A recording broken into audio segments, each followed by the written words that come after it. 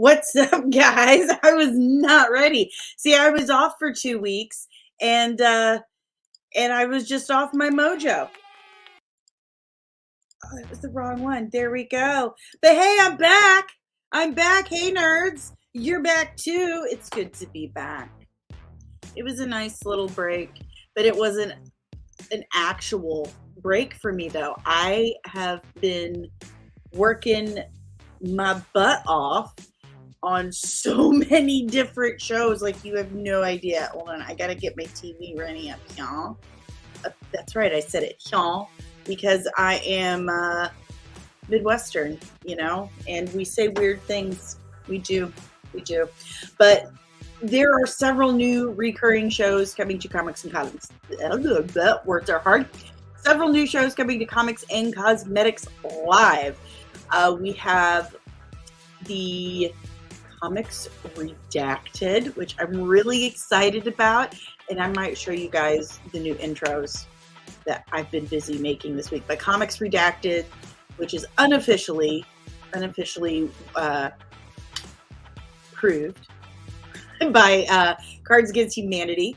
They sent me a really huge gift, and that will be unveiled next weekend, because next Sunday is the inaugural episode of Comics Redacted. Yeah, I'm really super excited for that. It's going to be a lot of fun. I got a lot of work to do still this week on it, but holy smokes, guys. So Comics Redacted. Then we have Inside the Small Council, which has been so much work also, but also going to be so much fun. I don't even think you guys are emotionally and mentally prepared for what that show is going to be like. I'm going to have an accent, guys. Yeah, I'm going to really humiliate myself for the entire world to see. And I'm going to do an accent. I'm going to probably lose every single friend I have in the UK. My family's in Ireland and England, and probably New Zealand will all disown me. But you know what? It'll be so worth it, because it's going to be fun. It's going to be so fun. Anyway, so we've got those shows. We've got Comic Clash. We're going to try Superheroes, and there hasn't been a whole lot of interest in it. But I think it's going to be fun. But we're going to try it. If we're going to treat it just like a regular pilot. If the numbers aren't great, it's fine. It's fine. No big whoop. We just move on, because I really think we can fill the time up with Redacted and Inside the Small Council and everything. I think it's going to be a good time. And of course, got a lot of big news with the Belgium project. Friggin' the first episode is pushing 150 views already, which is the fastest I've had any non-live episode of Comics and Cosmetics move, which sounds kind of silly, because a lot of YouTube videos go way faster. But we've already been picked up by the Amputee Coalition of America. They want to do a feature in their In Motion magazine and online, and they want me to guest speak at their annual youth camp for children with limb discrepancies and missing limbs, which, if you watch the Belgium project, that's this girl right here. And episode 2 is going to be pretty in-depth. It's going to be more of a backstory on my diagnosis, what I grew up with. And I know it's not comic books and stuff, but this is a pretty important project I'm working on. So thank you guys very much for your support on all of that. And there are so many new designs or how do you say that? There are so many new designs available at our merch store. So definitely check that out. Also, and thank you, Shield Wall. Thank you. We've hit 900 subscribers. That's so cool. I have no idea how that happened. So very cool. Thank you guys so much. I'm just amazed that's just, I don't know why you guys like me, because I'm really awkward. But this is fun and I appreciate it. Thank you, Shield Wall, and thank you everyone who tunes in and checks us out, because it's a good time and I totally appreciate it. So tonight we have a really fun show. Oh, and thank you, Shield Wall. Shield Wall is actually going to be joining us inside the small council and on some comics redacted. So it's gonna be fun. But tonight we've got some good stuff lined up for you. Tonight we are going to be talking about the science of Superman. I love the Science and Supes episodes. I love the Supes and Psychology episodes. I think they're some of our more fascinating and more just meaty conversations. And this time I actually have physicists. I have a physicist. I have a physicist. And we also have Final Frontier Jake with us again, Tech the Tech. He's an engineer, right? I think so. Yeah, he's going to be a little late, but he's with us tonight too. So I have people that are way smarter than me, which will probably make me go cross-eyed, but that's okay. I have my handy dandy notebook. That's right. Watching Blue's Clues with my kids growing up taught me to always have a notebook. So without further ado, grab your beers, hold on to your butts. Let's introduce Keir. What is up, Keir? Hi, how are you doing? I'm good. I met Keir on my page on Facebook, and he's all the way in Austria. Yeah. I mean, I grew up in the West Coast. I grew up in Arizona. I was actually born in Los Angeles, California. But did you say I'm sorry? Yeah. That's okay. Anyone not from that side of the tends to say that as well. But I've been over here for over 9 years now, working in aircraft safety and radiation studies. And I just sort of made it a home here, and I haven't moved ever since, and they haven't kicked me out yet. So I decided to really stay here. My grandfather would love to just chew your ear off. He actually, I will never truly understand what it was that he did. I know he was an engineer, but he also, so I'm from St. Louis, and he helped build the St. Louis Arch. He tested metal for it. But he's always been fascinated with planes and flight and all of that. Oh, yeah.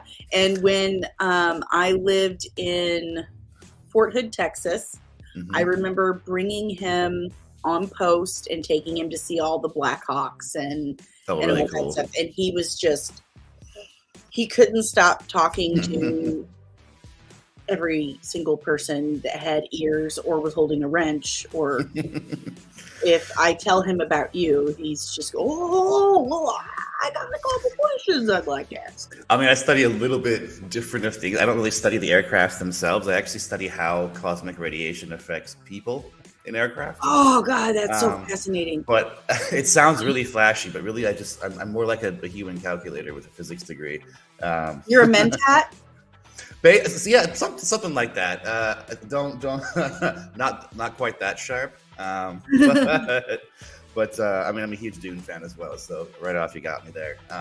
But no, I haven't really. The nitty gritty is not that often in industry. I work in industry, so it's not so often where I actually get to do a lot of fun stuff like mathematics or actually do some research. So it's mostly the business end of the industry that I work with these days. So it's less exciting than I'd like it to be, but it's still nonetheless is quite a fun science. Quite a fun science. Well, this is why you are here today, the fun science, because I have always felt like, I mean, science was fun anyway. I've always thought that, like, science was fascinating. It was fun. Like, it's how the world works, how the Legos of the world are put together. That's just cool to me. It's a good analogy. Yeah. Science is wonderfully fun. It can be intimidating, but it's insanely fun. Especially just to even just talk about, like, the conceptual science is probably one of my favorite things in the world. And because it you can doesn't really get more conceptual than Superman, than correct. comic book characters. I had a conversation with my oldest son one night. We were actually watching the Sci-Fi Channel show Krypton. Okay. About I think it was Superman's grandfather. And I'm gonna date myself here. My oldest son is now 23. He'll be 24 this year. So we were sitting on the couch watching this show, and we're talking about how Krypton had a red sun, and how it makes sense that the Fortress of Solitude on Earth was at the North Pole, and it was made of ice and everything, because Krypton had a red sun, and because red suns are cooler than yellow suns, Krypton would be colder. And so naturally his Fortress of Solitude would be in the North Pole and made of ice. And we're like, that makes sense. And we just kind of looked at each other like, how did these two teenage boys, like, was that an accident? Did they accidentally stumble onto this? Was it on purpose?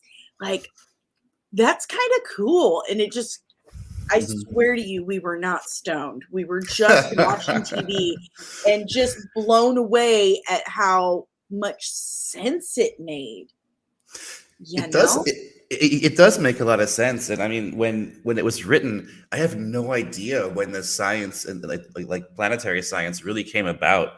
And so we had, for example, when you talk about planets and other solar systems and things like that, you talk about the habitable zone of the star, which is just a range of sort of a radius. So how close and how far away from this star can you be and still have life, essentially?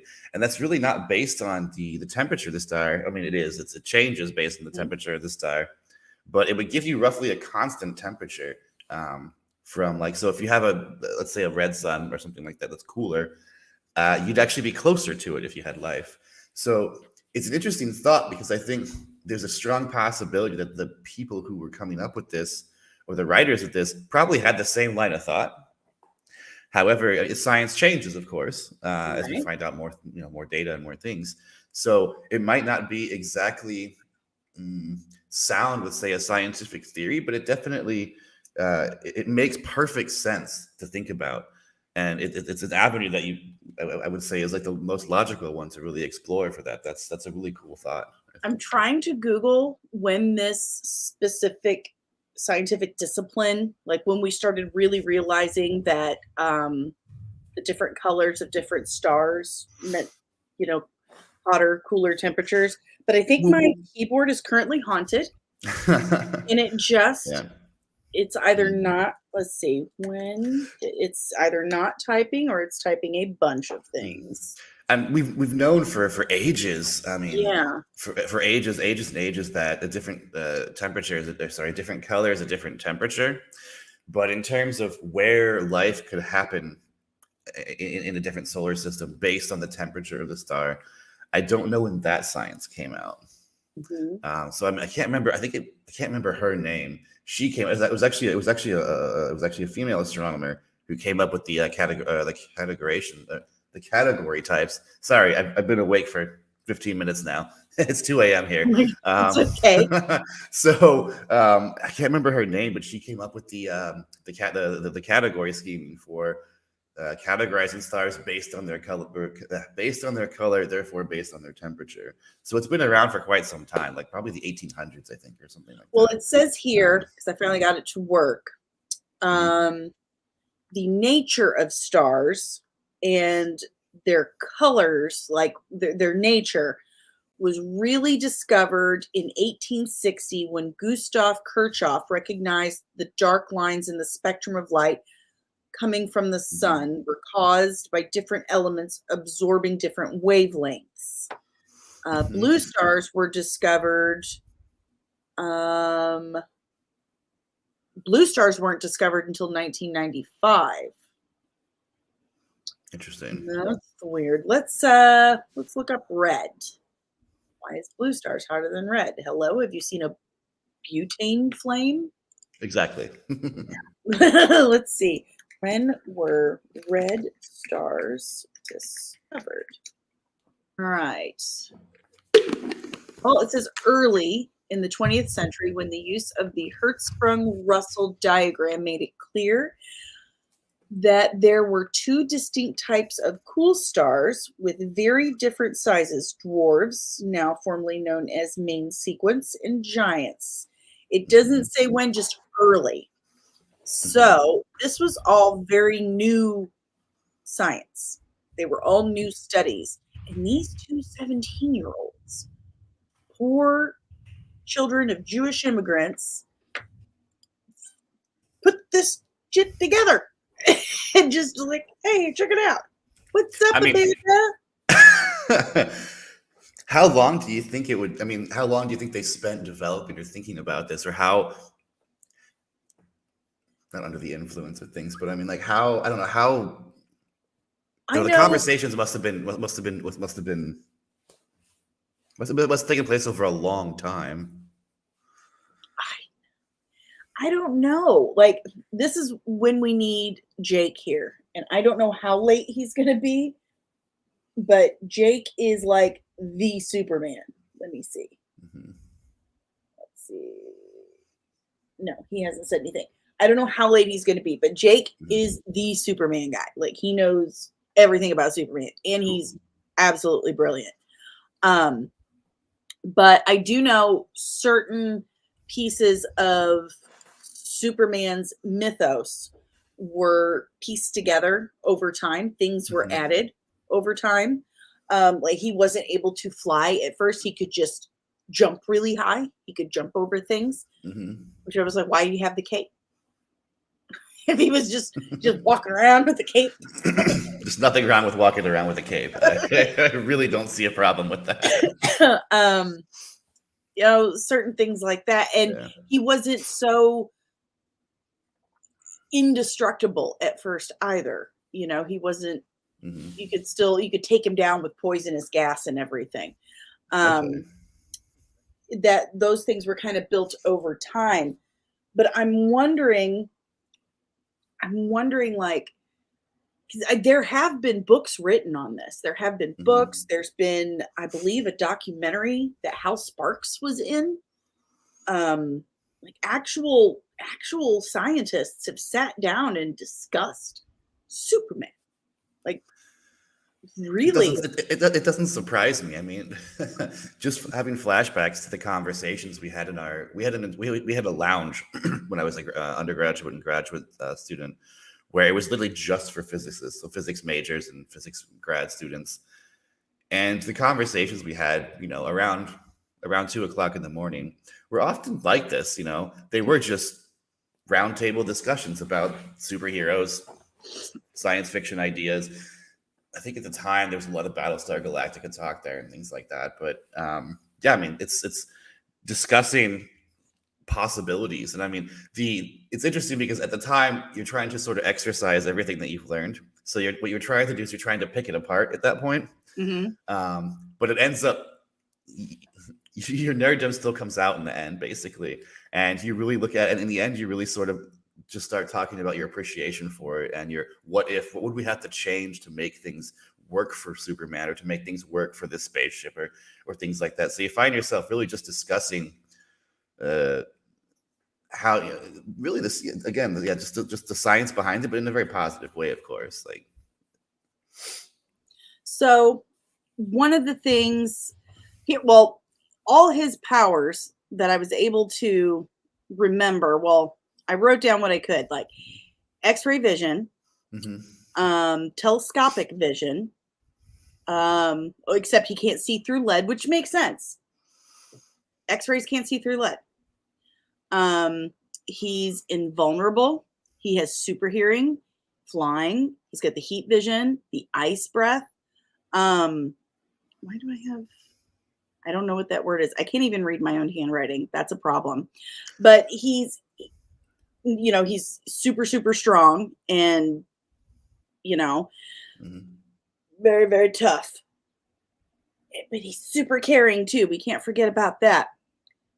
But the first thing that really got to me was the red sun thing. That's what kind of kicked Mhm. off my fascination with the science of Superman was the red sun. If that lined up, the red sun thing, if that lined up, what else would? Um, and so I started looking into things.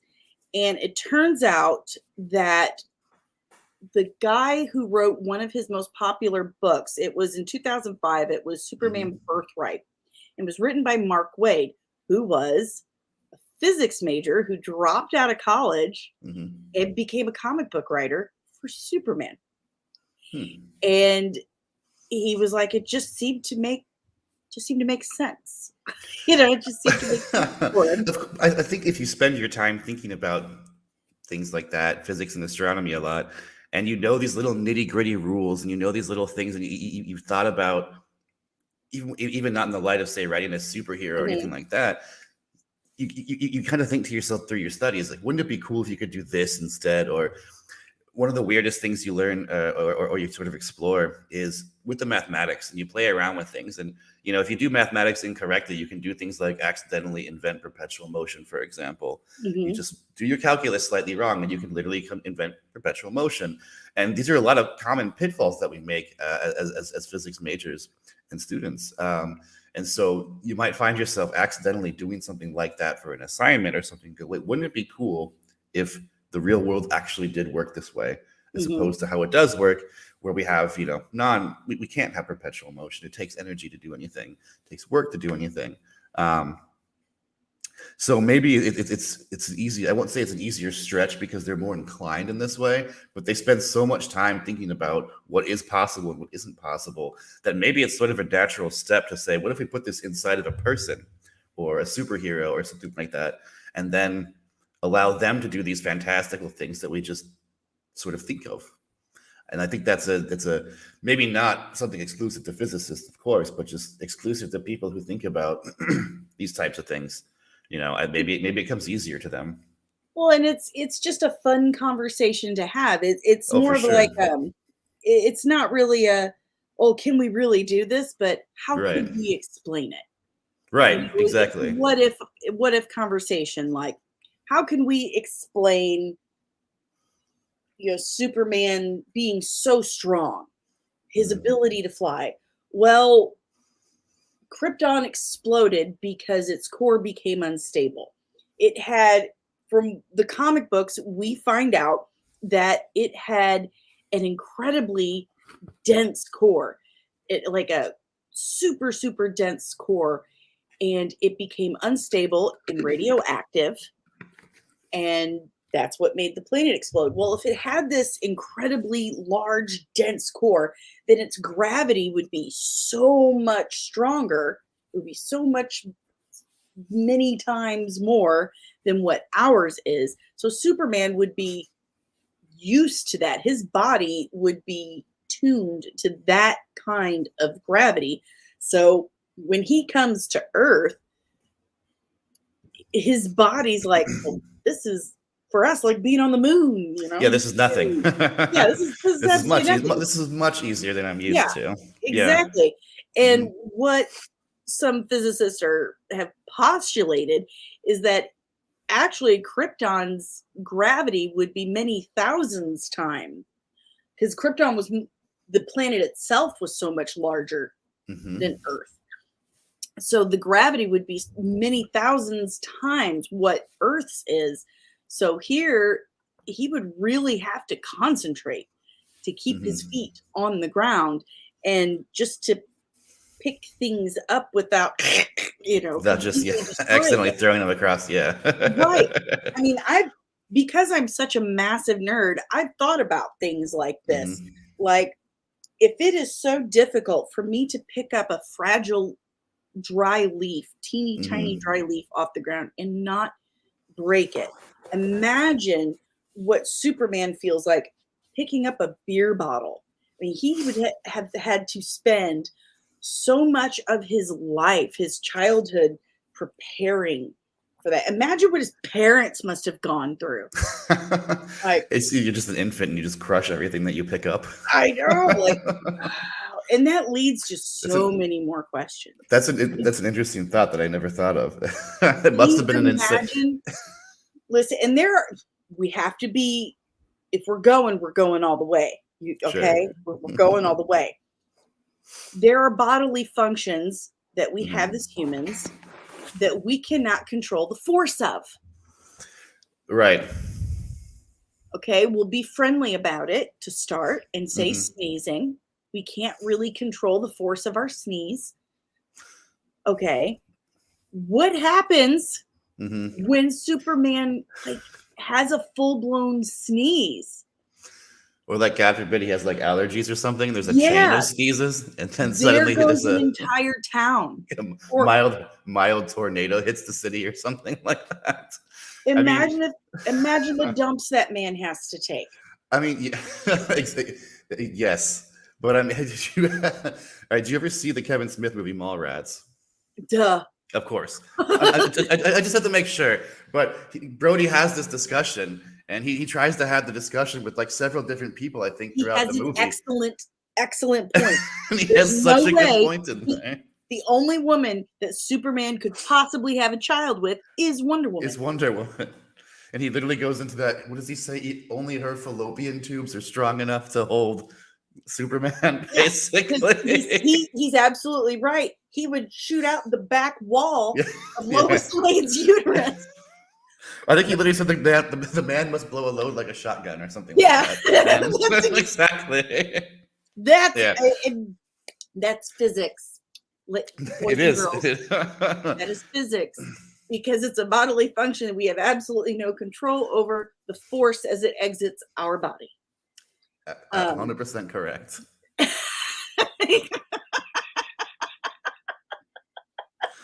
Absolutely. But so he's from this very, very large planet that's so many times larger than ours. And it has a much denser core and a many times higher, gravity. So he's already got that. And he's also from, it also has a cooler sun. So he's used to a much lower level of radiation. So his body is used to, I would say, I don't know if I have the brain power to compute what I'm trying to say. Pardon me.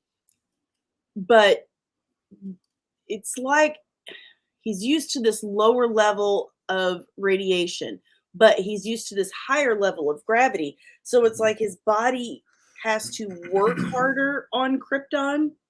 So it has to work harder to use what little radiation it gets to move with that heavy gravity. So when he comes to our planet with much lower gravity, but a higher source of radiation, he's able to his cells are able to more efficiently process our, hotter, better radiation.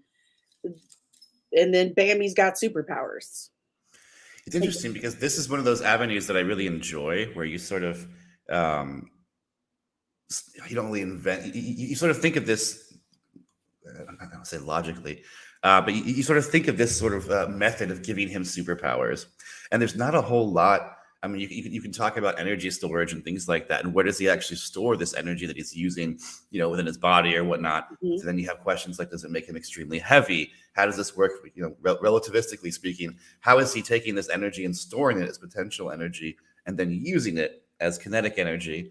But if you ignore that part, it gives you this great avenue of saying, this is just the magic of Superman, and now we're going to be able to give him powers. There was this wonderful, there was a quote from Carl Weathers, I think on Twitter really recently, where someone was complaining that Katie Sackhoff's hair was way too perfect every time she takes her helmet off. And he just said, that's just Star Wars magic. Forget about it. But, of course, but you have an avenue like the high energy sun and things like that, giving him these powers. And you don't need to think of you don't need to think of every little tiny you don't have to pick it apart too much. Fictional characters. Again, more Kevin Smith, but I mean, exactly. These are fictional characters, and as long as we're getting through to everyone, then you don't have to just it's fun to not have to pick it apart. It's fun to just say, hey, this is exactly what it is. We're describing it this way, and let's just go with it. We don't need to have a perfect explanation. We just have a physical explanation for it that works for our purposes. And now we're going to give them superpowers. And it makes it, as long as you're able to make that distinction and not have to really, question and dig further and further, it makes it way more fun and it makes it way more enjoyable, these things. I completely agree with you. And for me, I think that's a satisfying enough answer. Exactly. He comes from a planet that has, a bunch more gravity and much, lower radiation. And so now he's a lot stronger and denser, and his cells can process radiation a lot more efficiently. So bing, bang, boom, superpowers. You're welcome. Exactly. Yeah. It's cool that way, I think. I totally agree. I think it's cool as shit. Now, like I said, he wasn't able to really fly at first. It was more of like a super jump. He could just jump, but later on, he was able to. They added the powers of flight, and at first they said that it was just like he was creating a graviton field around him. So, like magnets, he's just using this magnetic ability to, opposite pole or same poles push off each other and push himself around the planet. Or now they're saying it could also just be friction. Like, I don't know. I think it's more of I like the gravity. That the gravity is just so light to him that he can just do whatever. It makes it more fantastical, I think. And I mean, anytime you throw in a fancy physics word or a fancy method, a fancy physics explanation like that, it makes me happier. I'm usually more satisfied with it than anything else. So I'm for the graviton one as well. Yeah. Graviton's more that's more my alley. Graviton field just sounds cooler. Absolutely. It's creating a graviton field. Exactly. Yes. It makes it seem like they've done more work and more research into how these things are actually working in his world. Now, one of the things that did kind of, I don't know if it bothered me, but it was like, okay, come on, because they do kind of point it out in The Amazing Spider-Man 2 with why can't I say his name? And he's so dang cute, Andrew Garfield. Gwen Stacy actually dies because of terminal velocity. When Lois Lane in the Superman the motion picture, she falls. Now she's reached terminal velocity, and Superman goes to catch her. She would be hurt just as much by Superman catching her once she's reached that point. Once she's reached terminal velocity, right? This dense, super strong character just grabs you, and suddenly you come to a stop. Yeah. Or you slow down substantially. Your brain is going to detach from its stem and create jello inside your skull. I'm like, we've got to find a justification for this. Right. I mean, the impulse is so high. Yeah. So I mean, there's no difference between being caught at terminal velocity or hitting concrete at terminal velocity. Yeah. If you stop in the same distance, you have the same amount of, let's just say, the pain is the same. So yeah, there's actually a physicist who wrote an entire book on this, The Science of Superheroes, and I think he actually talks about Spider-Man catching someone, and he actually talks about how she would still be dead in the. I think it was Mary Jane.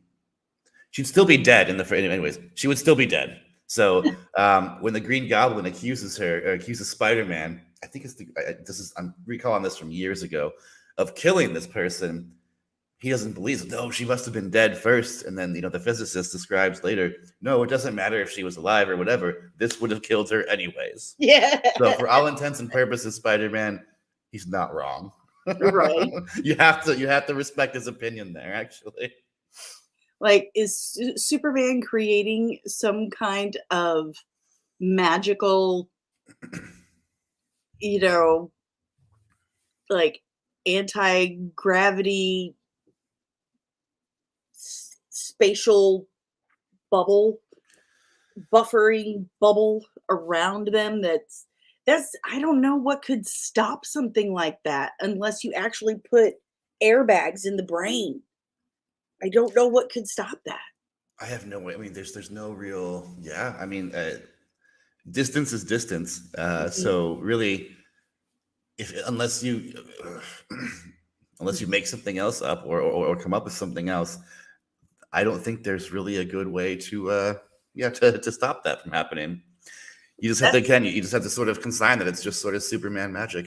Yeah, that's the one thing I couldn't just really I really couldn't come up with the there was no real good counterpoint to really he's just, I don't know, he's Superman.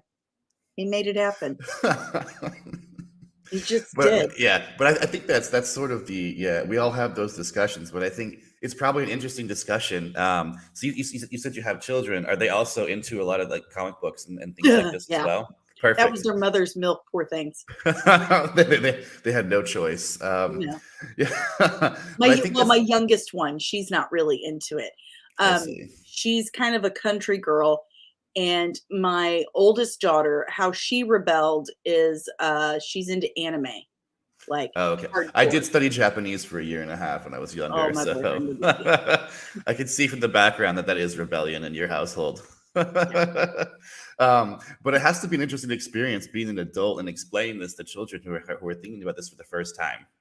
And that's where I wanted to go with that question was, I don't have children myself, and my nephew was born after I moved here to Austria.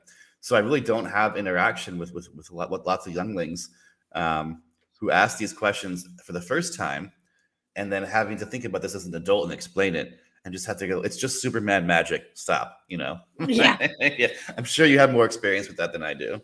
I have, I have a picture somewhere of my boys who are 23 and 21. And at the time, I think they were 4 and 2. And one was reading a Batman comic and the other one was reading a Hulk comic. Great, and they were sitting on the comics looking at me going, big cheesy grin. And then there was another time, I think a couple years later, I was tucking them in at night and we were in a new place and everything. And me and their father had gone through a divorce. And I said, I'll always be here for you. And I'll go through any lengths to protect you and take care of you. And my youngest son, Kessler, said, like when Wonder Woman went to Apocalypse, when Darkseid kidnapped Superman. And I said, that's absolutely right. You are my boy. And my babies. Oh, God. Perfect. And Shield Wall got me right in the cockles of my heart. Absolutely. He's asking about Superman and Wonder Woman's daughter. I'm like, that's Laura. Big whoop. Okay, so now when Supes first came out, his suit wasn't invulnerable like him. In the early comics, you would see tears and rips in his suit, and it wasn't until the 1930s serials started coming out that it was actually those shows that invented the idea that his suit was made from the blanket that was in the ship with him. I had this question actually when I was thinking about this the other day about his suit and as to why why he wasn't naked after every battle, basically, because his suit would be destroyed. So Oh this yeah. is good. This is good. So she would how did she sew it? Like she very carefully like sewed it together. I don't even remember how she did it. Like how do you do that? How did she cut his hair as a child? I have like all these questions. Like I thought about this actually again when I was sort of just pondering to myself at the pub the other day. How not about hair cutting, but how what makes Superman invulnerable. And one of the ideas was that his skin cells are just insanely strong. mhm, And I thought this was hilarious because I had this great idea that, and this is the experimental physicist in me, that if you wanted to go and figure out who Superman was, you just need to hire a bunch of people to just go and gather dust from all over the city and just start analyzing the dust, and you can eventually find super strong skin cells in dust. And then if you find this, you could just sort of track, you could mosey here's the around. thing. Mm-hmm. Here's the thing. Superman's telomeres don't break off like ours do, like our cells do. So he Okay. doesn't age like us. So chances are you wouldn't be finding Kryptonian skin flakes laying around. Okay, so I couldn't like gather a bunch of Kryptonian skin flakes and like make my own little super suit out of it. Nope. Damn. In fact, I have my heart set on that. he sneaks off because there was a, oh gosh, it wasn't that long ago that they put this in a comic because it came up like, how does Superman get his hair cut? How does he keep clean shaven? And I'm a hairstylist, retired now, but that was my career. So of course I'm going to ask that question. How is he cutting his hair? Like, is it just it stay that length? So a kid asked this question too. And so their solution was he convinces the barbers around, because the barber's like, hey, Clark, how come you never coming in and getting your hair cut? Meh. So he convinces them that he's secretly bald. And what he does is that, like, once a month or whatever, he flies up to the Fortress of Solitude and with mirrors in his heat vision, shaves his face and cuts his hair. Interesting. That's probably the only way you can do that. Yeah. I mean, just picturing a trash can, like a giant industrial trash can full of like really dull, Gillette razor blades or something. Like 1, 2, 3. Basically, yeah. Well, it's not like he could really use a kryptonite razor or anything like that. That would be super painful, though, wouldn't it? That he would, It really hurts to shave. and there's so many different types of kryptonite as it is. There's hold on, like, let's see, types of, I want to make sure I've got the right thing. So of course we have green. Green is the one that weakens him and can kill him. Red actually changes his personality and makes him like the total antithesis of his, it makes him like a bad guy. Okay. Blue, what does blue do? This one's the duplicate. It's harmless to Kryptonians, but deadly to Bizarro. Oh. And then you have white. White is deadly only to plant life of any world. And you've got gold. I think gold gives humans Superman powers, but there's so many different types of kryptonite. But the green is what weakens him. So if he tries to shave himself or cut his hair with it, it's just gonna like kill him. It's gonna make him died shaving. Oh, so I guess that he's not gonna make it tonight. Jake's not gonna make it. That's a bummer. Okay, we're doing okay. He's on kid duty. We're doing okay. Yeah, no problem. He's got little ones still. They feel old. All mine are pretty much grown. But yeah, there was this. Okay, so Batman is super paranoid. That's like his superpower. Right. He's super paranoid. Yeah. And he has this collection of his own weapons to take down everyone in the Justice League just in case. And his deterrent for Superman was a kryptonite ring. And he had the spear too, but he had this kryptonite ring, and he beat the shit out of Superman with it. Like he really like. So if anyone had a kryptonite Gillette razor, it's probably Batman, and he probably shaves with it just to be a shit. Oh yeah, I just imagine that just has this is a picture of Superman in the corner there. Just fuck you, Clark. What is that like Mac from Predator, where he's just like nervous, shaving, all sweaty, just staring at a picture of Superman? I've got it out for you, buddy. I love it. Oh god. Oh my god. So I was talking about how apparently I went really into depth with the processing of the sunlight. Because I have in my notes here, I have like so many pages of notes. We may not even get there. Oh, we will. We'll be fine. I only got like one more page. So apparently I wrote down that, well, obviously, I don't know if everyone else knows, but we get vitamin D from our yellow sunlight. Well, it's one of the places we get vitamin D. I got a sound bite for that. I don't know if anyone could hear it. There it went. I got it. Anyway, so that's how we get that. If Kryptonian hemoglobin would be more similar to chlorophyll because it's got this red sun and it's cooler, and they're not used to it as much, and they got to store it a different way, and they've got to process it this different way. It would make it more efficient to processing radiation, because that's how plants get their food. Right. They turn sunlight into chlorophyll, and that's how they eat.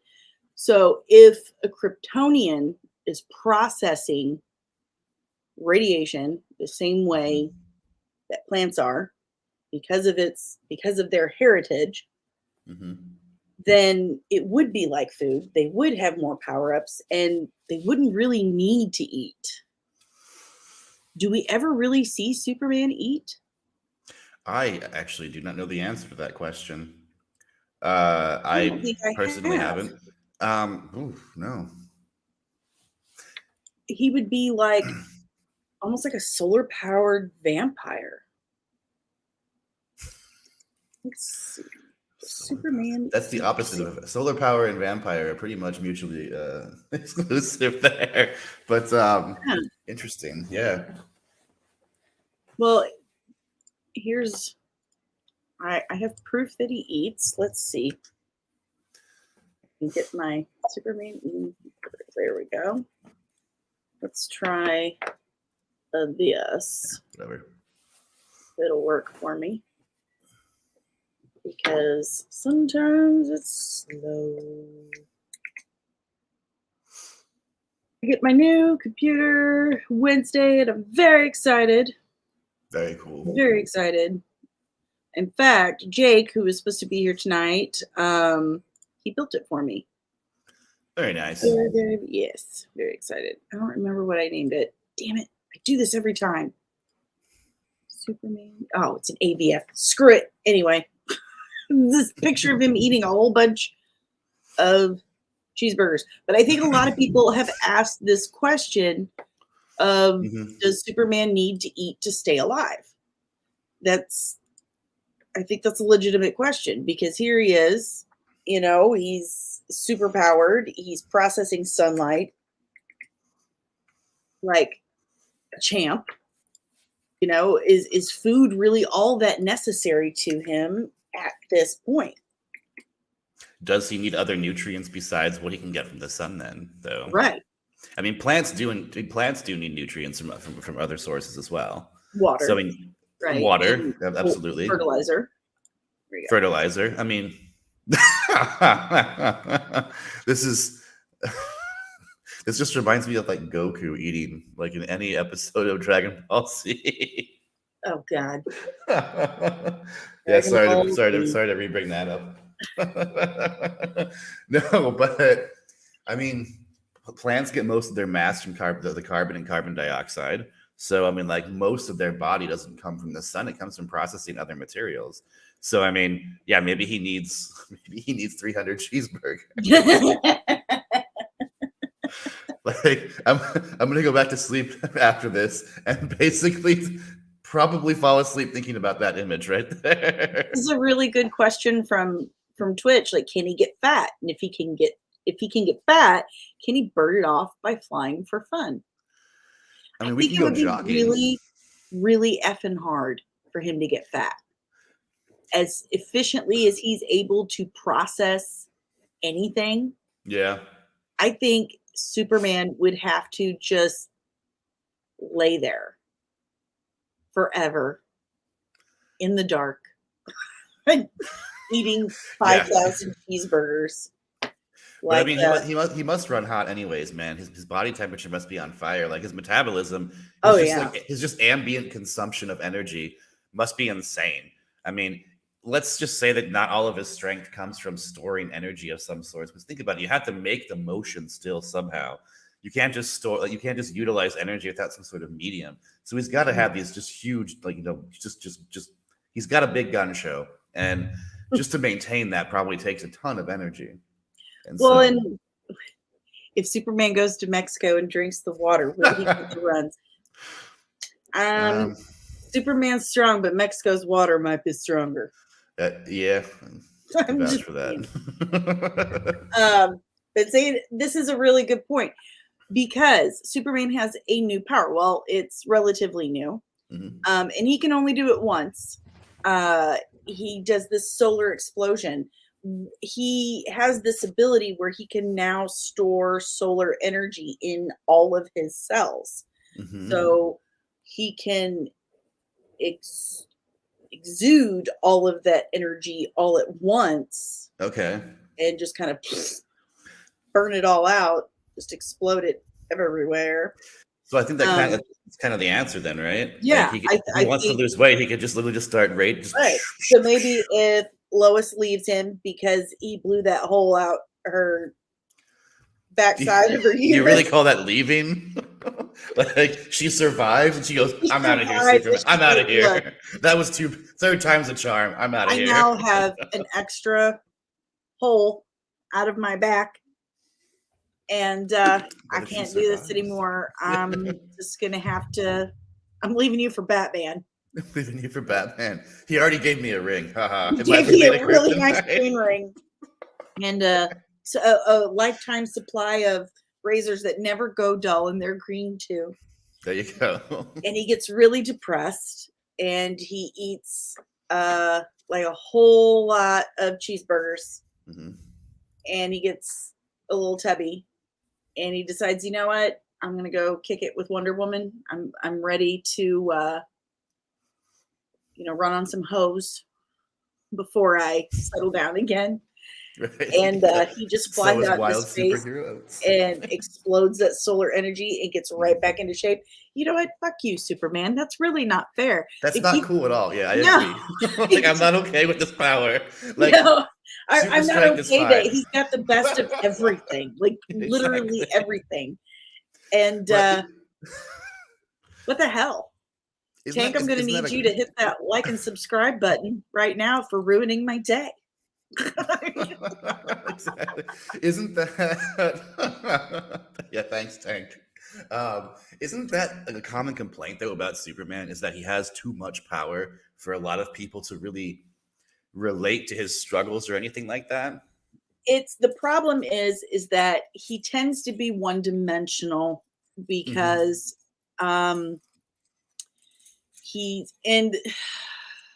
it's the point of his character. The point of his Right. character is that he's good for the sake of good.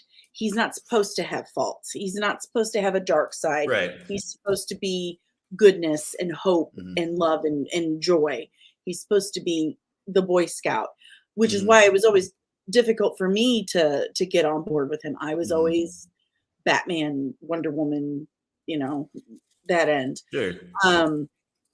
But he does serve his purpose, and that purpose is hope. But that is something that Superman has struggled with in modern times, is that he does tend to be a little too one-dimensional for modern audiences, because we like things to be more ambiguous, because art imitates life, and life is now more ambiguous. We've got a lot of stuff going on right now.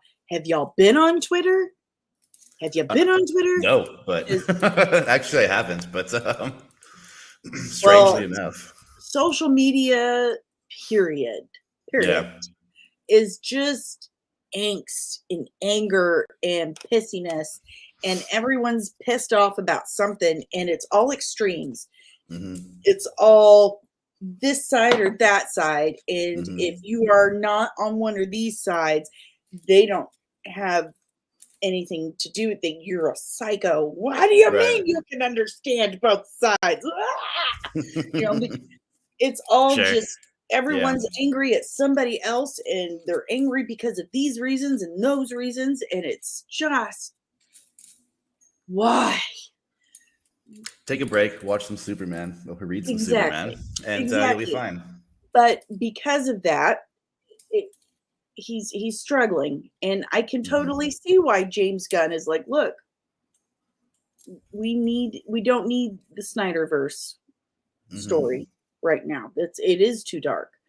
We need the Superman you want to hug. We need the Superman that makes you feel hopeful and happy. But people like Marvel because Marvel is in the business of making relatability. Average Joe. Like, oh yeah, I totally get that. I would act the same way if I got bitten by a radioactive spider and woke up with an 8-pack. That's exactly what I would do. But DC's always been in the business of morality tales. Stark differences between right and wrong, good and evil, what you should do. Interesting. I never do that. I never looked at it that way. Well, interesting.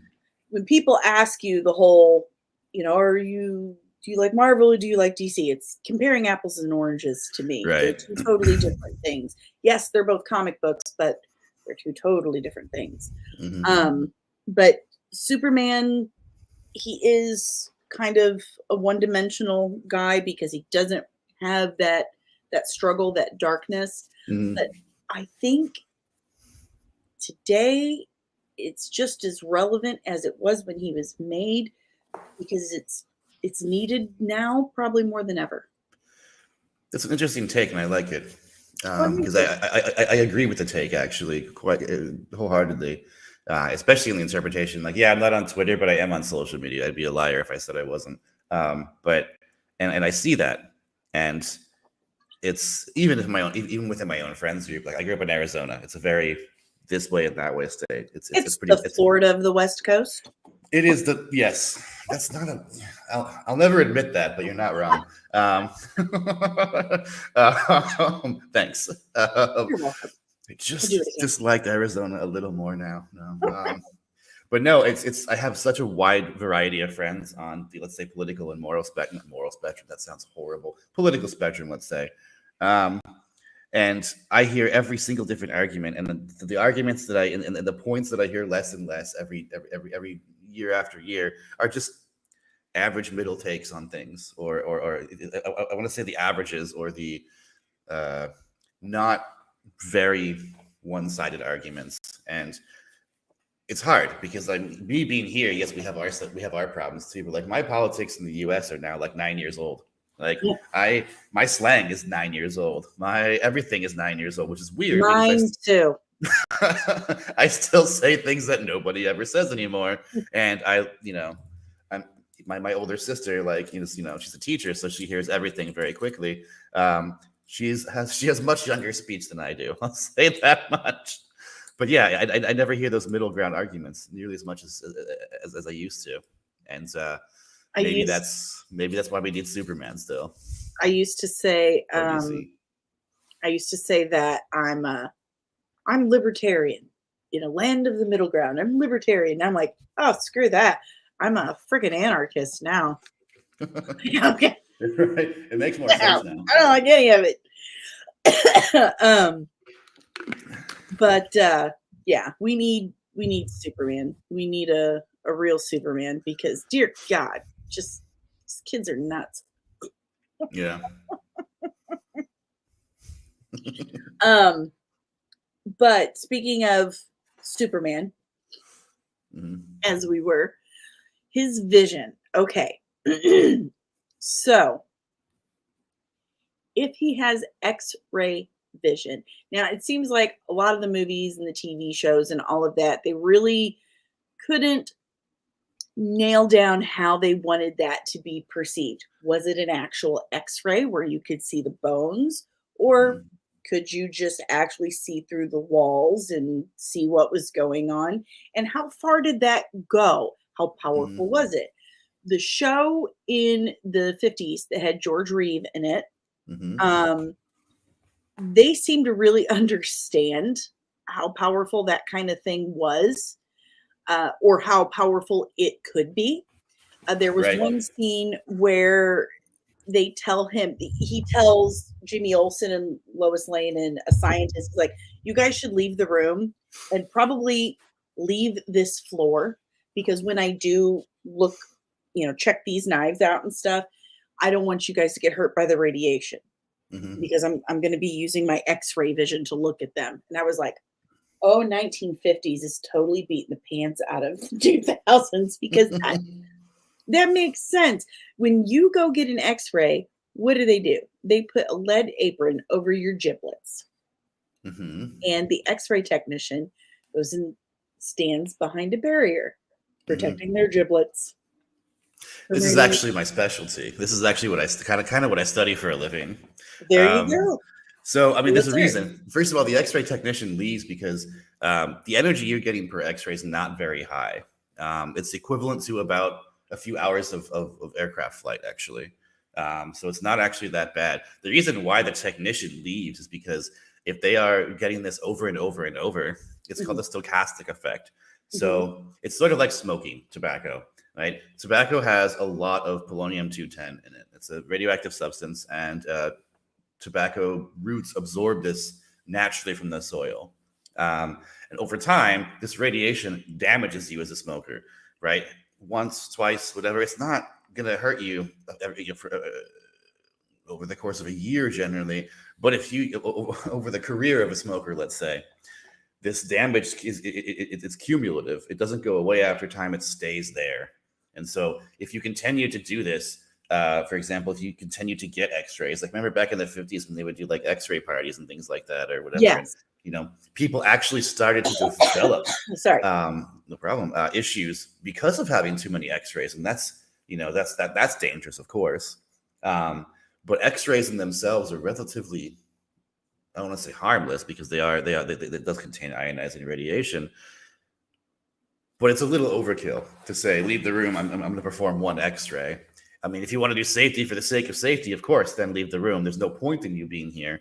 Then you might as well leave. That's reasonable to say. But one X-ray is not going to harm anybody. Like I said, you get from a few hours of just commercial aircraft flight, you get the same amount of damage to your body as one X-ray. Not one X-ray as in one beam of light, one full imaging, basically. So it's not quite that bad.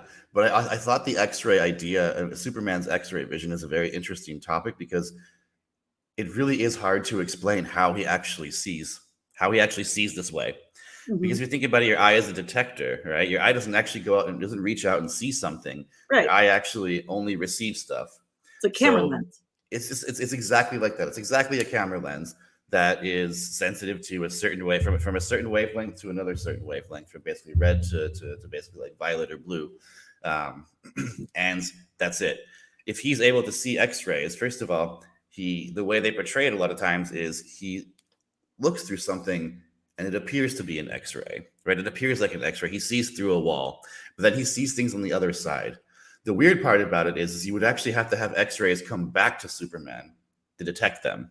Does that make sense? Yes. So if he's emitting X-rays, he still has to have a way for those X-rays to come back to his body, for his eye, for his detector to actually see something. Like, does the film come out of his mouth and then he's like, right? He just, yeah, it's like he pulls it like a tongue. No, but that's the problem. Is that the thing is, if you're seeing through a wall, you wouldn't see through the wall or the things behind it because you have to have those X-rays come back. You also wouldn't be able to see the bone or the lead or anything like that because those aren't reflecting X-rays; they're absorbing the X-rays.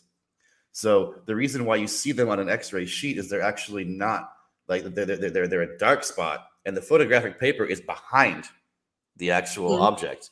So that's why you're seeing the absence of X-rays, but there's no return. So to me, I think it's there's room for wild speculation as to how Superman actually would have X-ray vision. I liked the interpretation in the Brandon Routh Superman Returns. I think that movie is very underrated. I think Brandon Routh is a very underrated Superman. He definitely felt like the spirit of hope to me. But in that movie, his X-ray vision was in X-rays. He just could see through walls. He could see through things. He just had very powerful vision, and it was kind of like a telescopic vision, like he was seeing through molecules.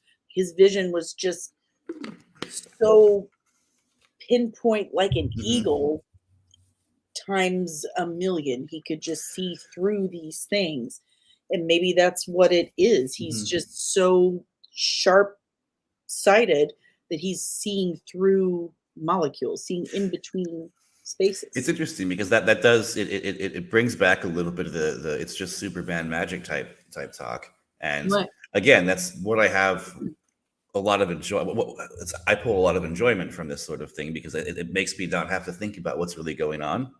And it's nice. I mean, I'm a fan of fantasy, so why not have fantasy in my comic books as well, or my it doesn't bother me whatsoever. So I'm fine by that explanation. I just if you want to have a real explanation as to where it comes from, it's really difficult to talk about in any sort of realistic interpretation. And to take it a step further, his heat vision. How the frell is heat coming out of eyeballs that are made of goo. Eyeballs are made of jelly. They are made of jelly. They're made of jelly. So is it like is it that solar energy he's storing that's coming out? Is it an electrical charge? Is it a magnetic charge? Like, what exactly is it? And how is his Kryptonian physiology, or his cells, that dense, in his efficiency just so efficient that his eyeballs aren't melting out of their eye sockets every time he's certainly, but also it doesn't when he uses the vision on Earth, he doesn't superheat the air around him either. That'd be another thing that would be strange to see. Like if I were to heat visions like a metal door to melt that door, they'd put that much energy onto that door. It also has to travel through the atmosphere as well. So that would just superheat everything around him pretty much. And that would be another problem. But, I don't know. I have no idea how that would look per se, but it would certainly have consequences that never get spoken about. Yeah. And that one didn't get brought into the character until 1964, I don't think. And that's one that definitely was not based in science. That one was definitely, okay, so it's the Silver Age. And the Silver Age, I don't know if you're familiar at all or how familiar you are with comics, but the Silver Age is kind of, they got comic books. Okay, that's when we got Bat Baby and Batmite and Scottish Batman and just some of the craziest shit in comics came out during the Silver Age. And it was all due in part to the Comics Code Authority. Thank you, Frederick Wortham, you psycho. this man decided that it's these comic books that are turning the kids into crazies. And he took it all the way to this. It was like some senator's wife got her hands on this book, and I see. And McCarthy was like, oh, there we go. This is it. It's the comic books. Wow. And so it was part of McCarthyism as well then. It was. And he put in the book that Batman and Superman were turning little boys gay, and Wonder Woman was turning girls into lesbians. And it was all bad news, and they should be. He wanted all comic books to be done away with. But I had no idea. Oh, I've got a whole breakdown show. The song remains the same. Like, it's the same conversations we have about random things today. Wow, this is crazy. Okay. Well, I have a whole. If you're interested, I've got a whole breakdown video on it. But it started in 1954, and the comic code said it changed the way comics were done for many, many years. And that's how we got a lot of changes. And Bat Baby. There is a Bat Baby. Batman was turned into a baby. That's a true story. And I'm okay. Once I get my new computer Wednesday, I'm going to finish my Silver Age of Batman video, and I will explain that one. Silver Age Batman is a wild effing ride. I'm telling you. I really need to hear about Bat Baby. Shield Wall of Dragons is absolutely correct. So, anywho, in order to combat this horrible thing that Frederick Wortham started, there was this Comic Code Authority, and they didn't really have any real power other than they had a stamp that they put on every comic book. And if you didn't get the stamp from them, then the distributors wouldn't buy the books and put them on shelves. So you had to play by the rules. No vampires, no ghouls, no this, no that. It was just a bunch of crap. So what started becoming popular were these wild space stories. Sci-fi started becoming really, really popular. And so DC started saying, okay, we need more of this. We need more crazy sci-fi stories. And so we started getting really wild, crazy sci-fi stories. And so Batman got heat vision. Okay. That's where that came from. Give me 2 seconds. Yep. Okay.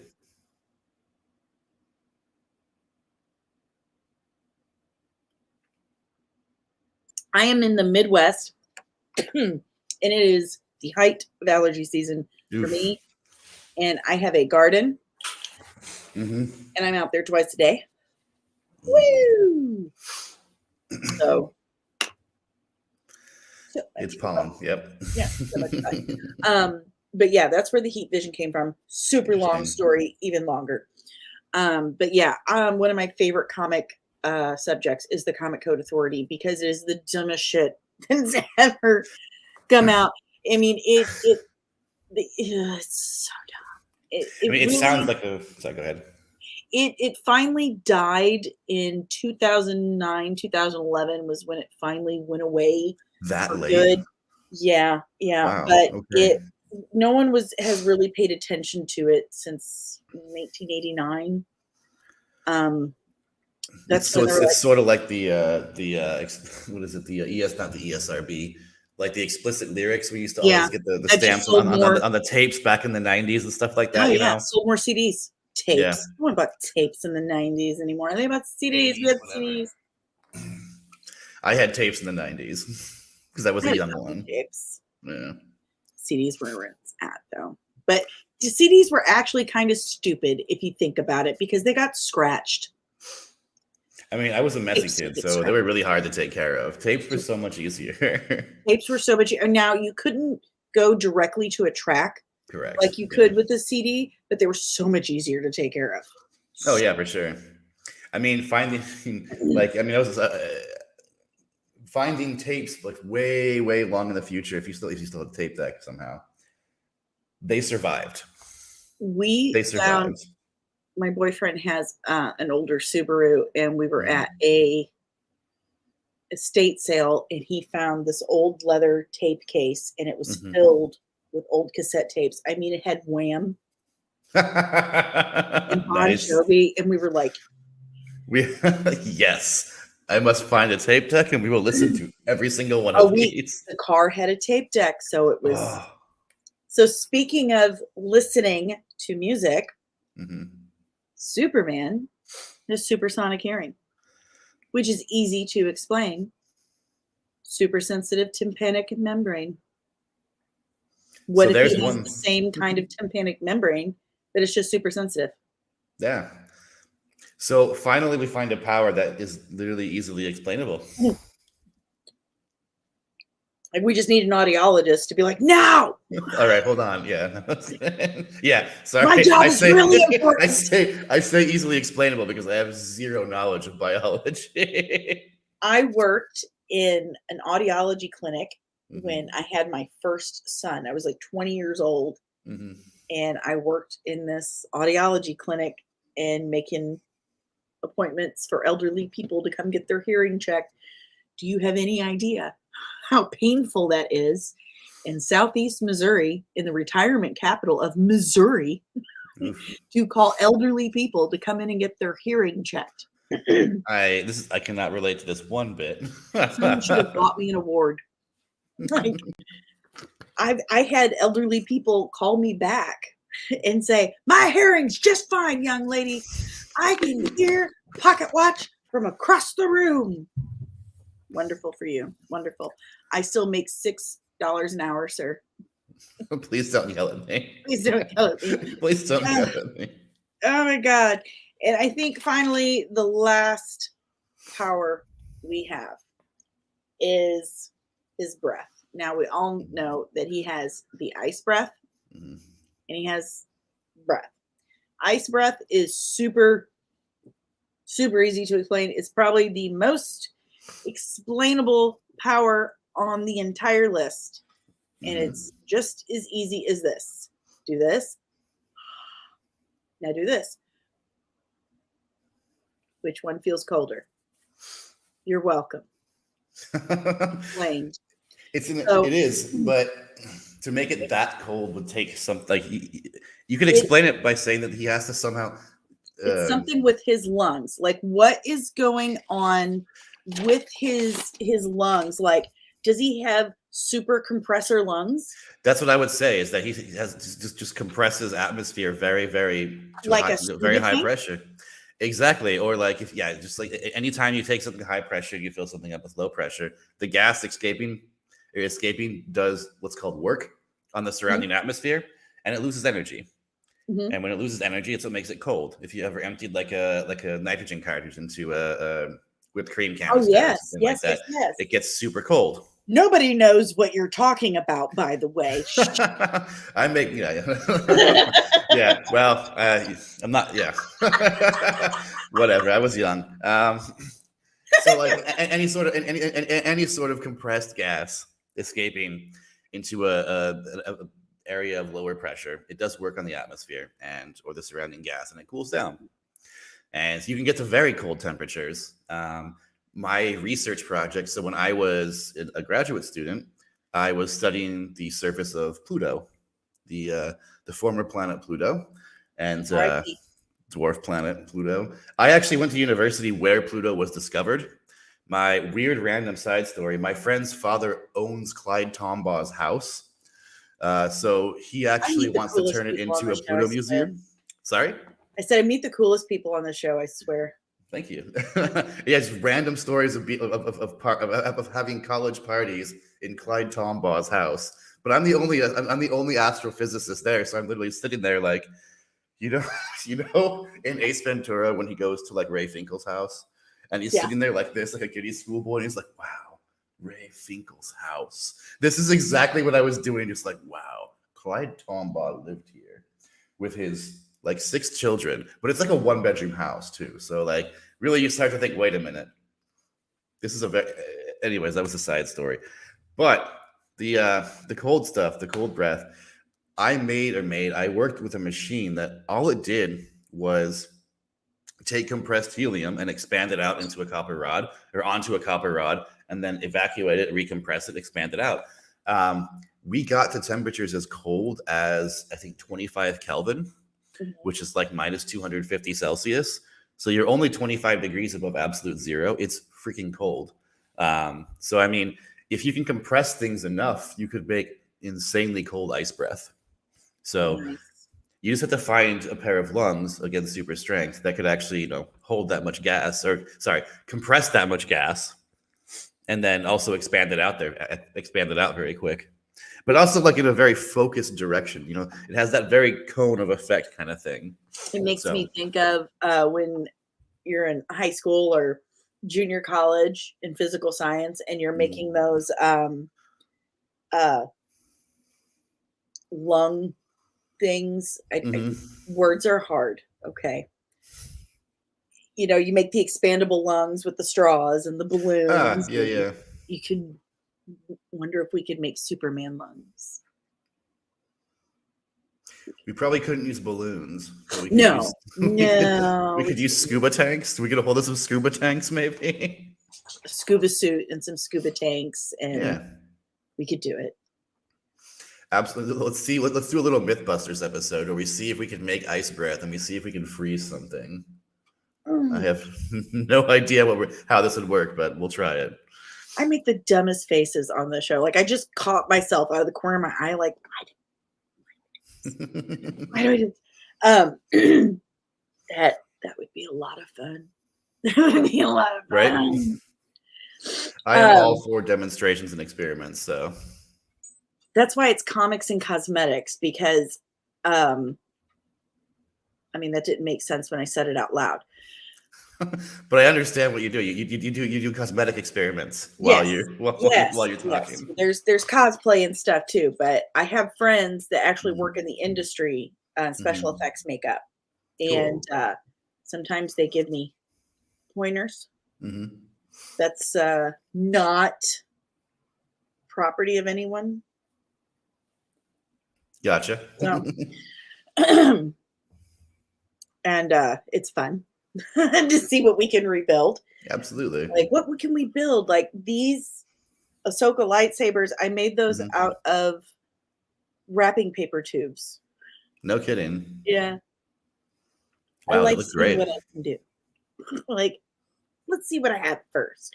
And one of my friends gets mad. He's like, well, not mad, but it's more of a, well, if you take this piece of wood, if you buy this, I'm like, no.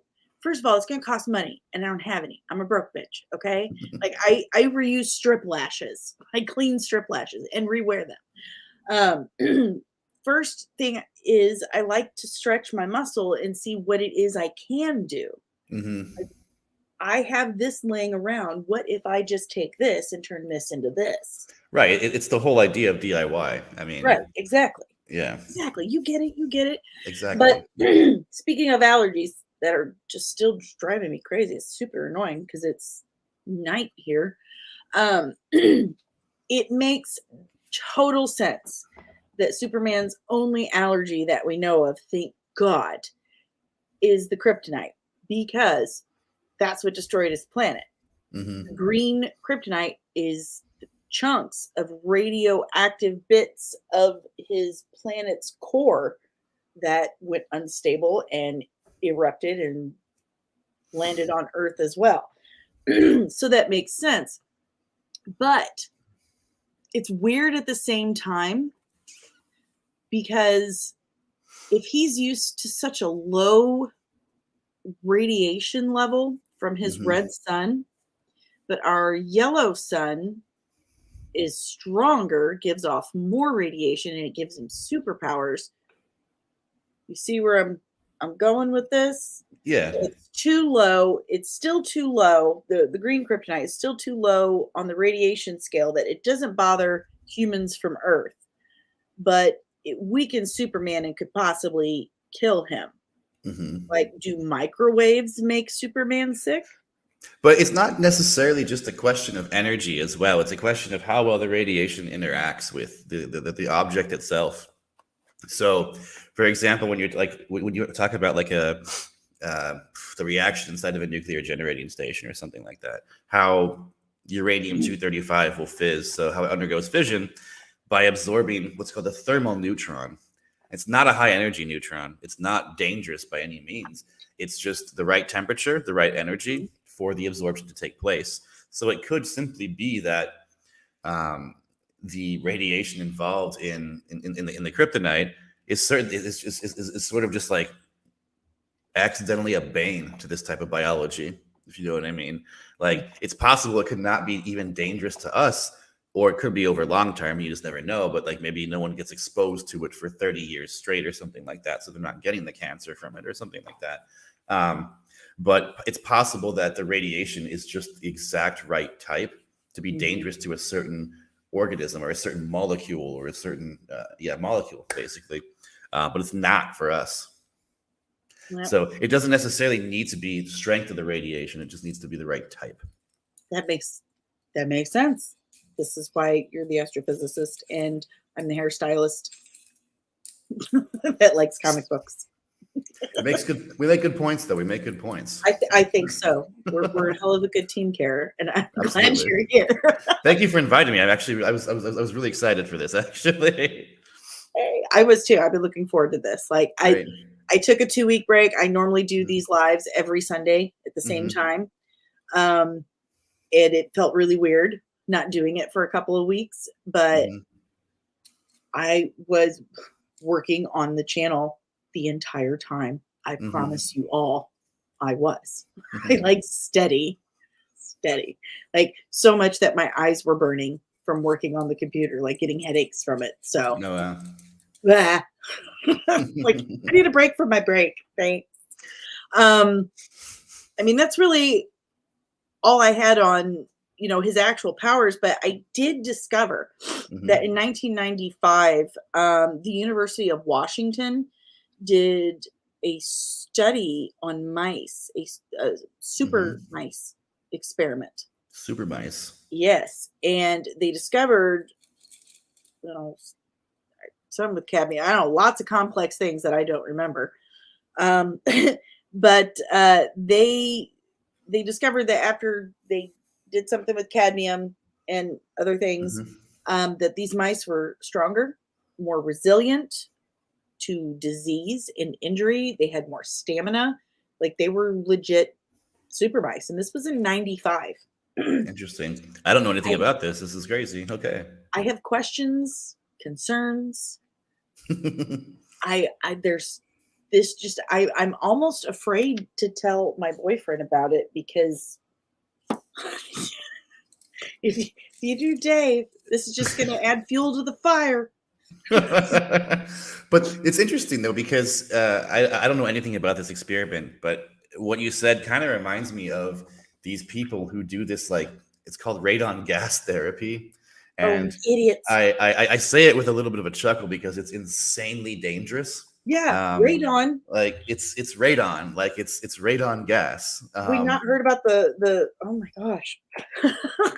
This is why you don't go into abandoned. Like, there's many reasons why you probably shouldn't go into abandoned mines, but radon gas is one of them. If there happens to be veins of uranium or anything there, the radon gas, and it's dangerous. But these people go into these, like, for anybody who's listening who doesn't know, they go into these caverns, these caves, these natural caves that are natural sources of radon gas, and they use it as therapy for things like lung cancer or other lung diseases or something.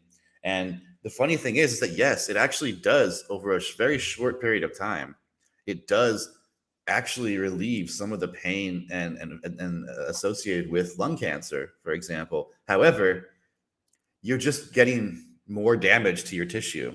You're essentially going to have more cancer, most likely. But you're getting a temporary relief. It's terrible. So I wonder if there's something similar with that. This is the paper. It's written by Kathleen Klein. And it's when scientists at the University of Washington and Penn found a way to make super mice. They advanced the genetic engineering of animals and humans. That is scary shit. I'm sorry, but it's scary. Um, it's scary. I mean, it's got great implications and it's got Mhm. scary ones too. Anytime there's an advancement like that in Lots of great science. discoveries have both good and bad implications. Oh, absolutely. And it's all dependent upon us. Yeah, I mean, but science is always dependent. I mean, it's dependent on how you use it. You know, Absolutely. And that leads me to what I believe Superman's absolute greatest, greatest superpower of all mhm. is, and that is his ability to inspire science. And I totally flubbed that. It would have been beautiful had I done it right, but Superman has this beautiful ability to inspire science and future Mhm. scientists, and I hope that trend continues. I I mean, really do too. Yeah. look at the conversation we're having. I mean, we've been Mm. talking for over an hour and a half about science, and it's completely inspired by Superman. There are scientists out there who became physicists and engineers and geneticists because they read Superman growing up and they Mhm. wanted to know the answer to the question, or they It's just wanted to ask the question for fun. it is. It's fascinating to me how inspiring things like this can be. Like I'll say fantasy, sci-fi, all of this stuff to inspire people to really ask questions about the real world itself. Mhm. And I think, in my personal opinion and my personal experience, I'm really happy that there's a large percentage of people that go into science because of this. But when you start, it's a very romantic thing. I was pursuing astronomy when I was younger. Ended up Beautiful. astrophysics, ended up experimental. Blah, blah, blah. But astronomy is an insanely romantic science. You look at stars, you look at constellations, you read, you sit in the planetarium, and you sort of sit with your legs folded, cross-legged, or whatever, and you listen to someone talk about the planets, and it's very awe-inspiring. And then you get to it, and you just start doing pages and pages and pages of mathematics, and you start learning the formalities of it. But I'm very happy that there's a large percentage of us that see the intricacies of this mathematics and see the complicatedness of all of this stuff that we've learned as humans. And it literally just injects that romanticism directly back into the science. And it gives you this like desire, this tenacity to just continue to dig and dig and dig. And it's something that just generation after generation, you get interested because of something like Superman or something like sci-fi or just staring up at the sky at night. And then the really nitty gritty has a whole different type of like inspiration to it, and it sticks. And I to a lot of think us, it sticks. I think a lot of people fail to see the beauty and the poetry Hmm. that's in science. There really is. I mean, I don't know if anyone can see it up there. I painted the golden ratio, and I Very painted nice. the golden ratio, and it's science and it's art at the same time Hmm. because it is. Hmm. Science is beauty and math at the Are same time. you familiar with Richard Feynman, the famous physicist? No. He worked on the Manhattan Project. He had one of probably Oh, the best personalities of any scientist you'll ever hear of. He's so fun to read. He's my favorite. He's my favorite physicist to ever read about. And he's there talking about having conversations with a lot of his friends who are not really into science. They're the more artist type people and things like that. And they talk about how he must not be able to appreciate the beauty of the universe. For example, seeing a flower, you look at it and you see this biology, you see processes, you see mathematics, you see shapes. You don't see the flower in itself. And his response, and you can find this little monologue on YouTube, I think. His response is absolutely beautiful. He just says, "No, I don't think you quite understand. I'm still a human being. I still see the flower for a flower. I still see the petals. I still see the color. I still see the process of it growing. I still see the beauty of the flower on its surface, but I understand what's going on below the surface of the flower, what's going on with the particles, how they're growing, how the pattern of molecules, how the arrangement of these molecules come together to form this image that we see and this life form that is the flower." And so I would argue that I honestly having an appreciation, not knowledge, but just appreciation of the science, I see more beauty than the average human being does because I can see both. I can see the human side, I can see the artistic side, and I can see the mathematics side. And I have to agree because I'd like to think that I never lost my ability to appreciate things on an artistic level because I chose to study something that was very technical, you know? You learn what it took for it to become, Right. what it took to get there, what a miracle it is that it exists. Hmm. That's how I've always looked at it. Like Yeah. when I realized my family, this is more of a statistical thing. My family, my Irish side of my family, Hmm. came to the United States in 1841 on a coffin ship from the western coast, from the County Mayo in Hmm. Ireland to Boston.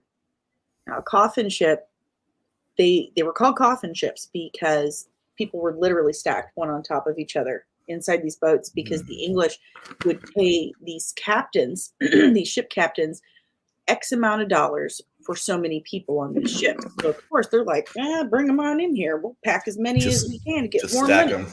Exactly. Wow. Whether Yeah. or not they had enough clean water and food and space, didn't matter. They're still getting paid. Right. What resulted was 70% of the people that ended up on these ships died on the back. 70%. Wow. 70%. So that meant just for my ancestors, or my great grandparents, just for my great grandparents setting foot on that ship, I had a 30% chance of existing. That was just for that part. That's just that part. Yeah, that's And it crazy. Wow. blew my mind. It was just like this whole idea exploded that it's just a miracle to Right. exist. And I was telling my boyfriend about it, like, it's a Hmm. miracle. He's like, it's a miracle for any of us to exist. I'm like, you're not It wrong. is. I never actually read the graphic novel, but it's very much so the movie version of Watchmen, when Dr. Manhattan finally realizes that, It's a great book. You got to read it. and I really need to, finally realizes that the person standing in front of him in itself is a miracle, just the fact that they exist. And the person that can understand the mathematics that make up every single thing in this universe, he can still find things that inspire awe in him just by the sheer numbers itself. And it's a really cool, at least the movie version, is a really cool thought and realization, I think.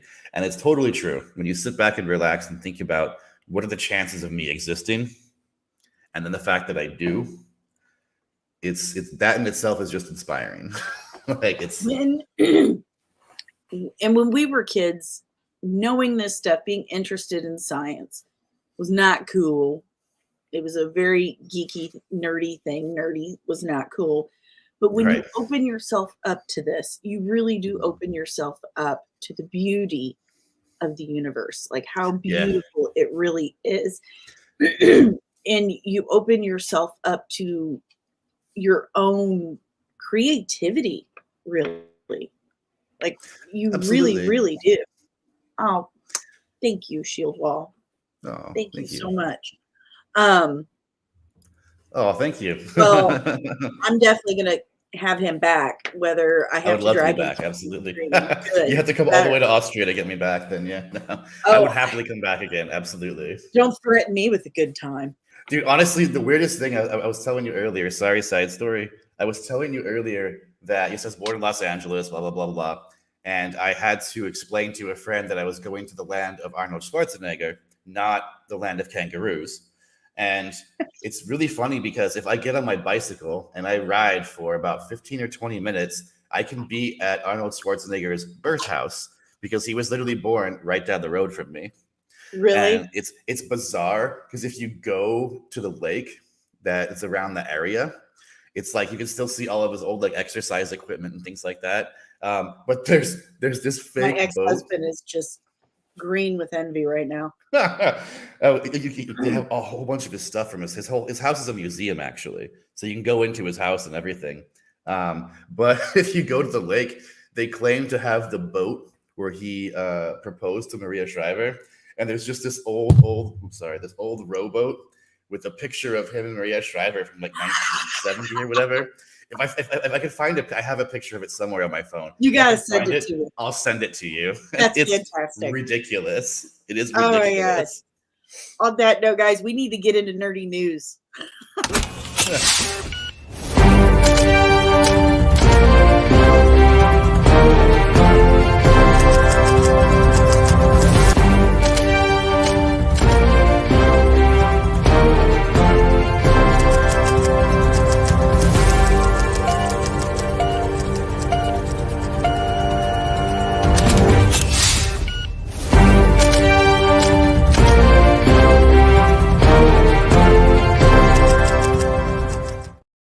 All right, we're going to try and get through this as quickly as possible because Keir is up way past his bedtime. He's up way past his bedtime. We don't have a whole lot. We don't have as much as we did 2 weeks ago. Last time we did Nerdy News. Nerdy News, Keir, is where we just kind of break down what's been going on in the world of nerd, comic books and movies and such. The biggest news I noticed was that God bless her Fennec Shand, Ming-Na Wen received her star on the Hollywood Walk of Fame on May 30th, and her friends from the Joy Luck Club were there with her, and as a lady who super loves the Joy Luck Club movie, I cried like a big, floppy baby girl. When I saw that, I was like, oh God, I love that movie. It was great. God bless her. I'm so glad she got that. Mark Hamill has done an interview where he says that he feels like his time as Luke Skywalker playing Luke Skywalker has come to an end, and he is open to the role being recasted. His call is on Sebastian Stan, but he does feel that the character starring role days are done and that we should move on in the galaxy far, far away. Okay then, Mark, but we still love Luke. I'm just letting you know, sir. Mephisto is the one who bought Avengers Tower, and he's now talking tech. We don't know why. Why does Mephisto want technology? I guess we're going to find out in Ironheart, because he's got the hood stealing tech for him. That's what I'm hearing, but we're going to find out. Agatha Covenant Chaos. I was going to say that they've wrapped principal photography on all 9 episodes, but right as we were getting ready to start, I got word that they have wrapped filming. So that's good news for us. Hoping we will get this by the end of the year. We might get it the end of the year because they may not have anything else to put out in its place due to the writer's strike and possible actor strike. We do have a tentative deal on the director's strike. Like all of Hollywood's like, you know what? Fuck it, we're not working. Okay. There's 12 million people living in LA. It's a fucking mess over there. That's why I don't like LA. There's too many people. I'm a country girl. Okay. See, look, before I went to LA, I was like, I'm a city girl. I'm from St. Louis. I'm originally from Ferguson. I'm from the hood. Look at me. And then I go out to LA. I'm like, oh no, I'm country. I learned things about myself. So everything smelled like exhaust, and there's 12 million people, and somehow In-N-Out Burger made French fries that were freshly cut taste freezer burnt. I don't know how that happened. It's a magic trick they pulled off. There's too many people in LA. But don't come to Missouri. It's quiet here. I can't have you mess up my quiet meth-induced paradise. I don't do the math. It's everyone else. It's not me. I'm 2 beers in. Leave me alone. We are now hearing that Aubrey Plaza, the character she's playing in Agatha Covenant Chaos, is not Morgan Le Fay, but in fact, Lady Death. Not Lady Death Strike, but Lady Death, who Mephisto and Thanos were constantly fighting over. So there's that. Vic and Viv are to appear in Vision Quest. You know, his kids that were in the West Coast Avengers whole thing when Vision made up his own family. And that show's also going to have a connection to Scarlet Witch, Tony Stark, and Ultron. I say, well, no shit, Sherlock. I mean, he was married to Scarlet Witch, Vision was. He was created by Tony Stark, and Ultron was created by Tony Stark, and Vision was supposed to be Ultron's biological body. So, I mean, duh. It just makes sense. I don't know. Children's Quest will feature Tommy on a quest for Billy. I don't know more than that. That's all I know. I do know that Hulkling will be in it, so there is also that. Wolverine is to be in his yellow suit in Deadpool 3. Halle Berry, James Marsden, Famke Janssen also set to reprise their Fox X-Men roles. And I super hope. Okay, because there's a Marvel comic called Deadpool Kills the Marvel Universe. I really hope that Deadpool 3 is basically Deadpool kills the Fox universe and he just goes through and kills all the Fox characters. That would be friggin' hilarious. Please, Ryan Reynolds. Please, come on. It's just too easy. It's too funny. Just do it. Mr. Wrexham. Did you hear that his football team played against an all-women's football team and beat the living shit out of them? Okay, so it was Wrexham AFC played against a women's soccer team, or there's a Nat here, and he's really, really just wanting to be the host. So for everyone here on Western Hemisphere, a soccer team and a women's soccer team played against Ryan Reynolds and Rob. Everyone says his last name wrong. McElhenney.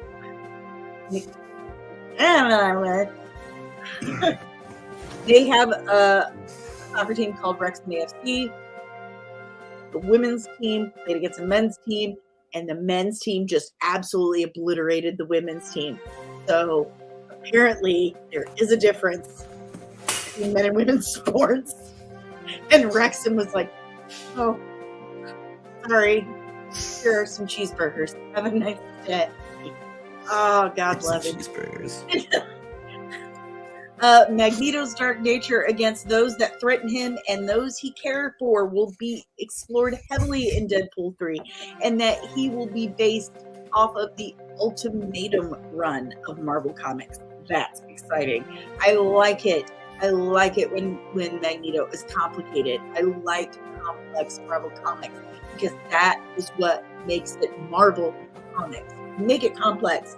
Make it relatable. Make me question if I'm evil or not. That's what I want. I want to question my own intentions. Okay. And also, due to the writer's strike, this is crazy, Ryan Reynolds is forthwith banned from improvising lines on set of Deadpool 3. But banned improvising. It's his own thing. He's banned from it, but you're no longer allowed to make things up. I don't know. I'm sorry. Make things up. So, 12. There. That was.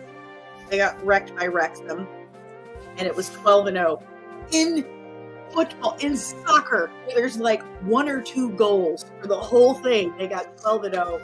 I feel bad for those ladies, but. Oh, man. You know, Ryan Reynolds had to be like, Blake is going to kick my ass when I get home. She's going to kick my ass. Anywho, moving on. Anyway. I don't even know where he's coming from. Anywho, it really doesn't matter that much. Their scripts are finalized. Everything's finished. Okay, so really all they have to do is do it in post.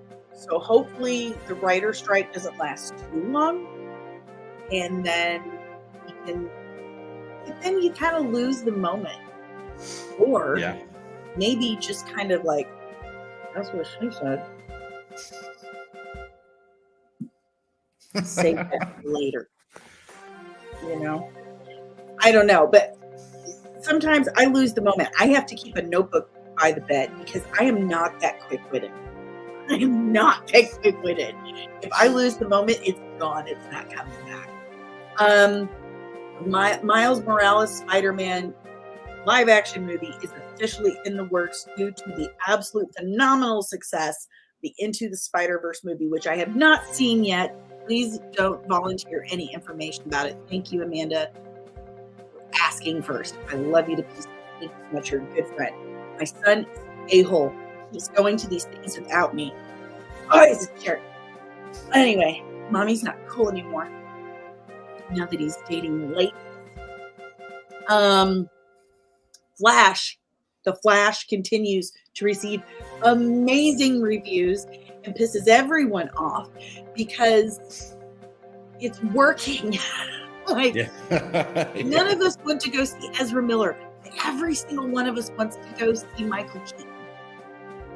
And it's working. It's a little unfair. We want to see Batman, but we don't want to see the kind of sucks. It's true. It's really unfair. Also, Ezra Miller is not doing any press. He's not allowed to do any press for the movie. And he's going to have very, very minimal, very quiet appearance at the world premiere. And if you think about it, no one has seen him. Since they were like, oh, we don't know where he's at. We'd arrest him if we could. We can't find him. And we're like, he's in New Hampshire. He's posting it on his Instagram. It says it right here. Like, I found him for you. We haven't seen him. So anyway, he's going to have this very, very quiet, like, hello, goodbye, at the world premiere. That's it. Kirsten Faudet, if I'm pronouncing that correctly, is en français. My ancestors are French. My name is like the French's ass name you could ever get, but I've never lived in France. So I'm not sure if I'm pronouncing Faudet correctly. But he is apparently in the running with, I'm just going to keep calling him Corn Sweat because his name looks like Corn Sweat.